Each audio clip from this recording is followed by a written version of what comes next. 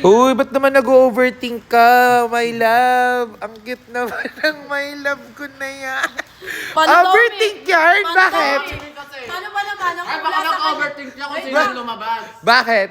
Ah, di ba? Oh, Wait sino? lang, makanganak daw Baka kasi. mag-overthink ka kung sino yung lumabas sa hula. Letter K. Kaya nga nag-overthink yung anak ko. Huwag nyo nangangasarin to. Ala! Tingnan mo. Sino ba yan?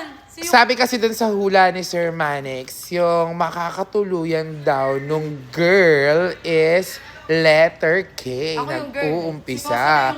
Si Si Nika yung inuhulaan, hindi ikaw. Hindi ka kasali lang. Kasi Kuya Waldo na Si Nika yun, si Nika, si Si Nika, Kuya si Waldo, Nika. Waldo. Yes, dear.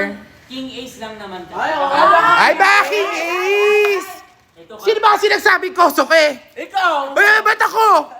Si Nika ata. Uy, hindi ako, Mi. Ewan ko, basta hindi rin ako, hindi ako. Okay lang sa akin kahit di kami magkatuluyan ni Koso kaya basta naging kalab team ko siya at minahal ko siya kasi may nagkakagusto sa akin bago.